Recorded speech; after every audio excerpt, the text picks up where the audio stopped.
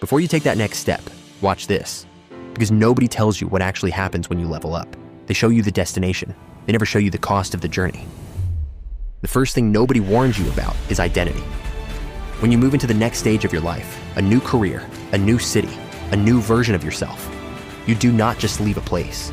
You leave a person, the one you spent years becoming, the one your friends know, the one your family expects at the dinner table. And here is the uncomfortable part. That old identity does not go quietly. It fights back. It sounds like your own voice saying, "Who do you think you are?" It feels like guilt when you outgrow conversations you used to love. It looks like nostalgia for a version of yourself that was smaller but safer. The psychological cost of becoming someone new is that you have to grieve someone old, and nobody gives you a funeral for the person you used to be. The second thing is your social circle. Here is the truth that will cost you sleep. Not everyone who is with you right now is built for where you are going. Some people in your life love the version of you that needs them. The moment you stop needing them, and you will, the relationship will shift. Not because they are bad people, because growth is a threat to anyone who is not growing with you. The loneliness of the next level is not about being alone. It is about sitting in a room full of people you have known for years and feeling like a stranger in your own history. Some of those friendships will survive, some will not. Learning to tell the difference before the transition, not after, is one of the most valuable things you can do right now. The third thing is your exit strategy. Most people spend everything they have pursuing a goal. They never ask, what happens when I get there? What does success actually cost me to maintain? What am I willing to give up to keep it? What does my life look like after I arrive? Pursuing success without an exit strategy is like running a race with no finish line. You will run until you collapse.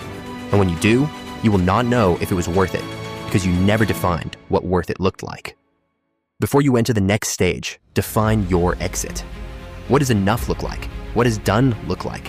What does I made it and I am still myself look like? The fourth thing is who you are becoming. Stop preparing for the destination. Start auditing the person making the journey. Because here is what nobody tells you about big goals. You can arrive at the right destination as the wrong person. You can get everything you wanted and feel nothing because the version of you that wanted it no longer exists. Ask yourself this: are my dreams keeping pace with my growth? Or have I already outgrown them and I am still chasing them out of obligation, out of fear of starting over, out of not wanting to admit that what I wanted at 22 is not what I need at 32. It is not failure to outgrow a dream. It is evolution. The failure is staying loyal to a version of yourself that you have already left behind. The fifth thing is the loneliness. Nobody talks about this one, honestly.